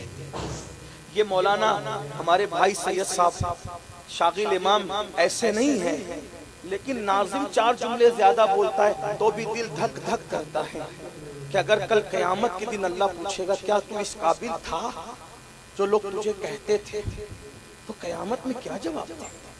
ادھر اس نے اللہ کی یہاں پھنسا دیا اور کمرے میں جا کے بیٹھتا ہے، امین القادری کو کیسا بیوقوف بنایا، دیکھا کیسی کیسی تعریف کر کے اس کو چڑھایا، ادھر یہاں پھنسا رہا، ادھر وہاں پھنسا رہا، اور ہاں امین القادری خوش ہے، میں نے تو کرامت بیان ہوگی، میری تو ولایت بیان۔ ارے نادان، اسٹیج کا ناظم ولی نہیں بناتا، تیرا تقوی تجھے اللہ تک لے جاتا۔ کیا بات ہے، سبحان اللہ، ہم کہاں پہنچنے؟ کیا بات ہے بھائیوں، ہمیں اس طرف آنے کی ضرورت ہے۔ ہمیں پوری دنیا ولی کہہ دے، قدرت کی نگاہ میں اگر تو مقبول نہیں ہے تو تیرا کچھ نہیں ہے، تیرے وجود کو قبروں کے کیڑوں نے کھانا ہے۔ دنیا تجھے مخیر قوم و ملت کہہ رہی ہے، اللہ کے یہاں تو ریاکار ہے، تیرے قبروں کی تیری ہڈی کو بھی قبر کے کیڑوں نے کھانا ہے۔ اور اگر تو اللہ کے یہاں مخلص ہے، اللہ کے یہاں ثابت کرو کہ ہم مخلص ہیں، اور اللہ کے یہاں جلدی سے ثابت نہیں ہو سکتا، اس لیے کہ اللہ اللہ ہے، انہو علیم بذات الصدور، وہ تمہارے دلوں کی کیفیت کو بھی جانتا ہے۔ ہم اللہ کے لیے کچھ کریں، اللہ کے لیے کرنے والوں کا انداز بتاؤں۔ ہاں کسی ضرورت کے تحت اگر کرے، مجبوری کے تحت کرے، نیت اگر الگ ہو تو بات الگ ہے۔ ہر چیز پر میں تشہیر کرنے میں پابندی نہیں لگاتا، کہیں مجبوریاں بھی ہوتی ہے، مخیروں کو بتانا بھی ہوتا ہے، چندہ دینے والوں کو اطلاع بھی کرنے، وہ الگ بات ہے، لیکن نیتیں خالص ہو، نیتیں اللہ کے لیے کچھ کرو، اللہ کے لیے۔ اللہ اکبر۔ لوگوں کا حال تو یہ ہے، معاذ اللہ کچھ ایسے لوگ ہیں یتیموں کا کھانے کے لیے یتیم کھانا بناتے ہیں، یتیموں کا کھانے کے لیے یتیم خانہ بناتے ہیں۔ تلفظ پر غور کریں، یہ حال ہو گیا، یتیموں کا کھانے کے لیے یتیم خانہ بن رہے ہیں۔ اور اللہ کے رسول نے فرمایا، جس نے یتیموں کا کھایا اس نے اپنے پیٹ میں جہنم کی آگ بھری۔ 2 مرتبہ خدا کا عرش کانپتا ہے، 2 مرتبہ۔ ایک مرتبہ جب کوئی یتیم پہ ظلم ہوتا ہے تب اللہ کا عرش کانپتا ہے، اور دوسری مرتبہ جب کسی عورت پہ ظلم ہوتا ہے تب اللہ کا عرش کانپتا ہے۔ خدا کا ہر عرش کانپتا ہے، عورت پہ ظلم ہوتا ہے۔ آج تو 3 بچوں کی پیدائش کے بعد طلاق دے دی جاتی ہے، ہمارا کون بگاڑے گا کیا؟ 5 بچوں کی پیدائش کے بعد طلاق دے دی جاتی ہے، ہمارا بگاڑے گا کیا؟ کتنے لوگ بیٹھے ہیں جو اپنے آپ کو حسینی کہتے ہیں اور اپنی بیوی کو ماں بہن کی گالی نہیں دیتے۔ جس مذہب میں الترغیب والترہیب اٹھا کر دیکھو، پسو کو گالی دینے کے لیے رسول اللہ نے منع فرمایا، اور آگے بڑھئے تو یہاں تک کہ اللہ کے رسول نے یہاں تک فرمایا شیطان کو بھی گالی مت دیا کرو۔ جس مذہب نے شیطان کو گالی دینے سے منع کیا، اس مذہب کے لوگ اپنی بیوی کو گالی دیں۔ فرمایا جب تم شیطان کو گالی دیتے ہو تو وہ پھولتا ہے، گھمنڈ کرتا ہے، اس لیے شیطان کو گالی نہ دیا کرو، بلکہ کہا کرو اعوذ باللہ من الشیطان الرجیم۔ یہ ہمارے مذہب کا تقدس ہے جو شیطان کو بھی گالی دینے کی اجازت نہیں دیتے، اور یہاں رحمان کے بندوں کو گالیاں دی جاتی ہیں۔ بہت دور ہو گئے ہم دین سے، بہت رسومات کے چکر میں دین سے، اصل دین سے دور ہو گئے۔ بات سمیٹتے ہوئے میں عرض کروں، امام زین العابدین پاک علی ابن حسین واقعہ کربلا کے بعد غریبوں کی ضرورت کا سامان ان کے گھروں کے پاس رکھ کر کے جاتے. کسی کو پتا نہیں تھا کہ کون رکھ کر کے جاتا ہے. جب آپ کی شہادت ہوئی, آپ کو زہر دے دیا گیا, تو آپ کو غسل دینے کے لیے تختے پہ لٹایا گیا تو لوگوں نے کہا زین العابدین بادشاہ یہ تو کہیں نوکری کے لیے جاتے نہیں تھے, پھر ان کی پیٹھ پر گونیوں کے نشان کیسے؟ تو امام محمد باقر نے کہا تھا مدینے والوں تم اپنا پراسرار خادم ڈھونڈا کرتے تھے, وہ کون ہے جو ضرورت کی چیزیں ہمارے دروازے پہ لا کے ڈالتا ہے؟ وہ کوئی اور نہیں تھا, یہی حسین کا بیٹا علی ابن حسین زین العابدین تھا جو تمہاری مدد کرتا تھا اور تمہیں پتہ بھی نہیں چلتا تھا. آج ہم درد بھری باتیں کرتے ہیں, بچیوں کو مرتد ہونے سے بچانا ہے. میں کہتا ہوں اگر ایک مالدار آدمی صرف اپنے خاندان اور رشتہ دار والوں کی مدد کرنا شروع کر دے, وہ پورا خاندان کور ہو جائے گا. ہم محرم شریف میں 3 کروڑ کا شربت بانٹتے ہیں. ایک کلپ نظروں سے گزری ہمارے مرشد حضور سیدی سرکار سید نجیب حیدر میاں صاحب کی, کہ انہوں نے کسی کو کہتے سنا کہ ایک پیر صاحب 3.25 کروڑ کا شربت بانٹتے ہیں. حضرت نے وہی فرمایا, میں اپنے مرشد کی بات دہراؤں, کہ فرمایا کہ 3 کروڑ کا شربت امام کے نام پہ بانٹنے کی ضرورت کیا ہے؟ شربت بانٹنے کا انکار تو کوئی نہیں کرتا بھائی. جب کتے کو پانی پلانے پہ جنت مل سکتی ہے تو امام کے نام پہ شربت پلانے پہ کیا ملے گا؟ شربت کا انکار ہے. لیکن 3 اور 3.25 کروڑ کا شربت اگر سنی امام کے نام پہ پلا رہا ہے, کاش کہ یہی 3 کروڑ کے چلے 3.25 کروڑ کے جو ایک رقم بچتی ہے اس سے شربت پلا دو. 3 کروڑ میں تو کتنی اچھی یونیورسٹی قائم ہو سکتی, کتنی اچھی کالج قائم ہو سکتی. امام حسین کے نام پہ قائم کر دو بھائی. پانی کا شربت شکر اس میں ملا کے پلانا کیا ضروری ہے؟ کیا علم کا شربت ادب کے جام میں نہیں پلایا جا سکتا کسی کالج سے؟ اور شربت پینے والا تو ادھر پیا ادھر ختم. اگر امام حسین کے نام سے کوئی کالج قائم ہو جائے تو یہ علم و ادب کا شربت تو جب تک چاند و سورج نکلتے رہیں گے تب تک پلایا جاتا رہے گا. اور باب مدینۃ علم کا بیٹا علم کی خدمت سے خوش نہیں ہوگا تو پھر کس سے خوش ہوگا؟ لیکن ہماری ترجیحات بدلتی جا رہی ہے. ہمیں جب تک ہم ایک دوسرے کی مدد نہیں کریں گے, ہم ترجیحات کی طرف نہیں دیکھیں گے, ہم ضرورتوں کو پرائیورٹی نہیں دیں گے, اس وقت تک کہ قوم کے حالات نہیں بدلنے والے. میری گزارش ہے اللہ کے بندو, ایک بات میں کہتا ہوں, جائز اور ناجائز کی میں کوئی بحث چھیڑنے نہیں آیا, لیکن میں صرف آپ کے سامنے اتنی بات رکھنا چاہتا ہوں, عرس میں صرف ہم جو قوالیاں کرتے ہیں اگر ہم اس پہ کنٹرول کر لیں تو ہم ولیوں کے نام سے کئی کالج قائم کر سکتے ہیں. ابھی میں جائز ناجائز کی کوئی بات نہیں کر رہا. ہم لوگ اللہ اکبر محرم کے نام پہ رسومات پہ جتنا خرچ کرتے ہیں, مولا علی, امام حسین, سیدہ فاطمہ, پنجتن پاک کے نام پہ ہم کتنی بڑی بڑی عمارتیں قائم کر سکتے ہیں, لیکن ہم نے ترجیحات کی طرف توجہ نہیں کی. ہمیں ترجیحات کی طرف توجہ دینی پڑے گی. اسی طریقے سے شادی کرتے وقت, نکاح کرتے وقت جہیز کے معاملات کو کنٹرول کرنے پڑیں گے, خرچ اخراجات کو کنٹرول کرنے پڑیں گے. شادیوں کے اندر کتنی رسومات ہم نے پاکستانی سیریل دیکھ کر, ہندوستانی سیریل دیکھ کر, سیریلوں کی وجہ سے یہ رسم یہ رسم یہ رسم یہ رسم ایسی ایسی رسمیں ایجاد کر لی کہ الیاذ باللہ اب تو نکاح میں شرکت کرتے وقت تو شرم آتی ہے. ادھر دولہا بیٹھا ہے, ادھر دلہن بیٹھی ہے, قاضی بیچ میں کھڑا ہو کر کے نکاح پڑھا رہا ہے. میں نے کہا لات مارو ایسی محفل کو, قاضی جاتا کیوں ہے؟ اس لیے کہ 5000 پر ہم اپنی تہذیب بیچنے چلے جائیں, ہم اپنا تمدن بیچنے چلے جائیں, ہم اپنی غیرت بیچنے چلے جائیں. ہم حسینی ہیں تو ایسے حسینی بنو جب بھی کبھی ضمیر کا سودا ہو دوستو, قائم رہو حسین کے انکار کی طرح. کوئی کہے آؤ پاکستانی انداز میں سیریلوں کے انداز میں نکاح پڑھا دو, کہا ہمیں کیوں بلاتے ہو؟ جس کو دیکھ کر کے سیکھا انہی کو بلوا کر کے نکاح پڑھا لو. ان پہ پابندی لگے تو نہ لگے تو پھر کہنا ڈی جے بج رہے ہیں، ڈھول بج رہے ہیں، کاش کہ ہم یہ کہتے ڈھول بجانے والوں سے ہی نکاح پڑھوا لو، ڈی جے بجانے والوں سے ہی نکاح پڑھوا لو۔ یاد رکھنا قوم کی نکیل ہمارے ہاتھ میں ہے۔ امام حسین کا ساتھ کس نے دیا نہیں دیا 2 نمبر کی بات ہے، لیکن امام حسین احتجاج بن کر کے کھڑے رہے اور یزید کو ایسے بے نقاب کیا۔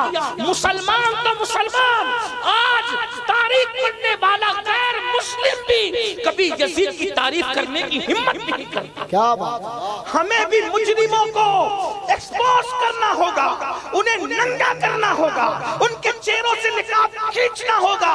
ہم کٹ جائیں مگر احتجاج ضرور درج کرائیں۔ ہم نے کسی مذہب کے آدمی کو، بلکہ ایک جملے کا اضافہ کر دوں، ہم نے کسی مذہب کے شریف آدمی کو کبھی یزید کی تعریف کرتے نہیں دیکھا اور حسین پاک کی مخالفت کرتے نہیں دیکھا۔ سبحان اللہ۔ امام نے وہ بات کی ہے، ہم بھی اپنا احتجاج درج کرانا سیکھو، احتجاج درج کراؤ۔ سن لو، آج ہم تو یہ تمنا کرتے ہیں، ہم کہتے ہیں بڑے سے بڑے پیر کی ہمیں خلافت ملے، میرے نام کے ساتھ لگے گا تو میری عزت بڑھے گی۔ میں آپ کے سامنے قول پڑھتا ہوں امام حسن بصری کا، جو آپ نے مولا علی سے نقل کیا ہے۔ امام حسن بصری سرکار مولا علی سے بیان کرتے ہیں کہ جو لوگوں کو نیکی کا حکم دے اور برائی سے روکے، وہ اللہ کا بھی خلیفہ ہے، وہ رسول اللہ کا بھی خلیفہ ہے، اور وہ اللہ کی کتاب قرآن کا خلیفہ ہے۔ توجہ کریں، ہم لوگ سب کے خلیفہ بننا چاہتے ہیں، رب کے خلیفہ کب بنو گے؟ اور رب کا خلیفہ بننے کے لیے تمہیں نیکیوں کا حکم دینا پڑے گا اور گناہ سے روکنا پڑے گا، لڑنا پڑے گا۔ احتجاج درج کیا منصب ملتا ہے نیکی کا حکم دے کر گناہ سے روکنے والوں کو؟ وہ کون بنیں گے؟ اللہ کے خلیفہ۔ اس کا حقیقی معنی تو صوفیہ بیان کریں گے، لیکن امام حسن بصری کے اللہ کا خلیفہ، رسول اللہ کا خلیفہ، اللہ کی کتاب قرآن کا خلیفہ۔ اور فرمایا جب تم نیکی کا حکم نہیں دو گے اور برائی سے نہیں روکو گے، امام حسن بصری فرماتے ہیں پھر اللہ تم پر ظالم حکمراں مسلط کرے گا، وہ ظالم حکمراں اللہ مسلط کرے گا، اور تمہارے نیک لوگ جب ان کے خلاف بد دعا کریں گے تو اللہ ان نیکوں کی بد دعا کو بھی قبول نہیں فرمائے گا۔ اللہ تمہارے حالات نہیں بدلے گا، کیونکہ اللہ نے ظالم تم پر اس لیے مسلط کیا کہ تم نے کبھی نیکی کا حکم نہیں دیا، برائی سے نہیں روکا۔ آج ہمارے سامنے لوگ سونے کی انگوٹھیاں پہن کر آئے، لوگ کڑے پہن کر آئے، لوگ عجیب عجیب انداز میں، ہم نہیں روک پاتے۔ کیوں؟ برا نہ لگ جائے، دوبارہ بلانا آئے نہیں آئے پتہ نہیں کیا ہوگا۔ میرے بھائی، پبلک رزاق نہیں ہے، اللہ رزاق مطلق ہے۔ کسی کو بھی غلطی کرتے دیکھو، ہم نے دیکھا ہمارے سرکار، ہمارے دادا مرشد حضور مفتی اعظمین رحمت اللہ علیہ، کتنا بھی بڑا آدمی ہو، صرف گلے کا بٹن کھلا ہو جائے تو فرماتے تھے گلے کا بٹن لگا۔ جو گلے کا بٹن بھی کھلا رہنا دیکھنے پر ٹوک دیا کرتے تھے، ان کے پاس پرواہ نہیں تھی، کیونکہ انہوں نے رب اللہ کو مانا تھا۔ ہمارے بزرگوں کا طریق یہی تھا۔ آج ہم اپنے بزرگوں کے طریق سے دور ہو گئے، تو میں عرض یہی کر رہا ہوں، ہماری بیٹیاں بے پردہ ہیں، بے پردہ گھوم رہی ہیں، ہمارے بیٹے ارتداد کی طرف جا رہے ہیں۔ ہم نے بچانے کے لیے کچھ نہیں کیا، ہم روک نہیں پا رہے ہیں، اور اگر نہیں روکو گے، نیکی کا حکم نہیں دو گے، برائی سے منع نہیں کرو گے، ظالم حکمراں تم پر مسلط تو ہو ہی گئے، اب بربادی میں بچا کیا ہے؟ اب بھی بیدار ہونے کی کوشش کرو۔ سیدہ کائنات کا ذکر چل رہا تھا، اسی بھی بات پوری کرنے کے لیے کہا تھا، بات پوری کر دوں۔ نبی کی شہزادی کیسی تھی؟ حضور کے پردہ فرمانے کے بعد 6 مہینہ حیات رہی ظاہری طور پر، کبھی نہیں مسکرائی، صرف روتی تھی، صرف روتی تھی۔ اور روتے روتے جو اشعار کہے ہیں امام قسطلانی نے لکھا ہے، کہتی ہیں کہ جو میرے بابا کے وصال پر مجھ پہ غم ٹوٹا ہے، اگر یہ دنوں پہ پڑ جاتا تو دن راتوں میں تبدیل ہو جاتے، اگر یہ پہاڑوں پر پڑ جاتا تو پہاڑ ریزہ ریزہ ہو جاتے۔ ہاں ہاں، سیدہ فاطمہ الزہرا کے دکھ کو محسوس کرو۔ اور یہاں جو باپ بیٹھے ہوئے ان سے کہتا ہوں، بیٹی سب سے زیادہ اگر کسی سے پیار کرتی ہے وہ اپنے باپ سے، اس لیے باپوں کو چاہیے نا۔ ایک جملہ کہہ دوں، بستروں پر سلانا بیٹیوں کو یہ تو سب کا طریق ہے، جس نے بیٹی کو سینے پہ سلایا ہے اسے امام حسین کہتے ہیں۔ کیا بات ہے۔ جب امام علی مقام میدان کربلا میں شہید ہونے کے لیے جا رہے تھے تو سیدہ سکینہ نے روک کر یہی کہا تھا، بابا آپ تو جا رہے ہیں، جو جاتا ہے کبھی واپس نہیں آئے۔ بھیا علی اکبر گئے واپس نہیں آئے، بھیا اصغر کو آپ لے گئے واپس نہیں آئے، قاسم گئے واپس نہیں آئے، چچا عباس گئے ابھی تک لوٹ کر نہیں آئے، بابا جو جاتا ہے واپس نہیں آتا، کیوں روٹ جاتا ہے ہم سے؟ بابا آپ بھی مت جاؤ، بابا اگر آپ جائیں گے نا تو آپ بھی لوٹ کے نہیں آئیں گے، اور آپ جانتے ہیں نا بابا کہ آپ کے سینے پہ سونے کی مجھے عادت ہے، میں آپ کے سینے کے بغیر کیسے سو سکوں؟ سیدہ سکینہ نے کہا بابا آپ کے بعد میں آپ کے سینے کے بغیر کیسے سو سکوں؟ تو سیدہ سکینہ کو سینے لگا کر میرے امام نے کہا تھا بیٹی میں اللہ کے دین کے لیے جا رہا ہوں، اگر میرا سینہ تجھے میسر نہیں آئے گا تو مسلمانوں کی عقیدتوں کی سیج تجھے میسر آئے گی، میری قوم تیری بڑی قدر کرے گی، بڑی عزت کرے گی، جب بھی تیرا ذکر ہوگا تو بہت خیر سے کیا جائے، بہت احترام سے کیا جائے۔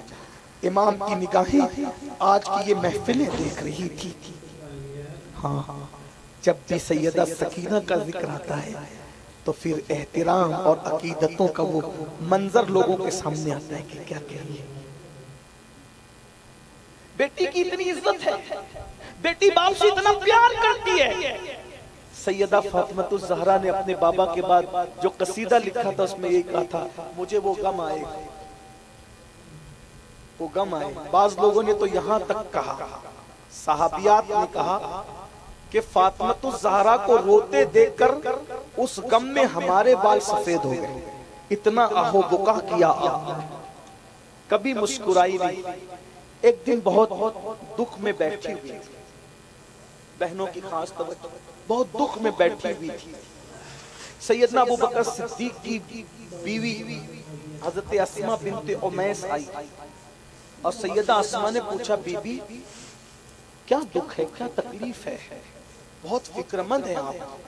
تو سیدہ نے کہا پوری زندگی میرے وجود پر کسی نے نظر نہیں ڈالی، دنیا سے جانے کا وقت جو بابا نے بتایا تھا وہ قریب آ گیا ہے، اب میں سوچتی ہوں کہ جب میرا وصال ہو جائے گا تو مدینہ منورہ میں کھاٹ پہ رکھ کر لوگوں کو لے جاتے ہیں، ایک چادر ڈال دیتے ہیں، تو چادر ڈالنے کے بعد بھی تو جسم نظر آتا ہے نا، تو میں سوچتی ہوں پوری زندگی مجھے کسی نے نہیں دیکھا، وصال کے بعد لوگ مجھے دیکھیں گے، بعد وصال لوگ مجھے دیکھیں گے۔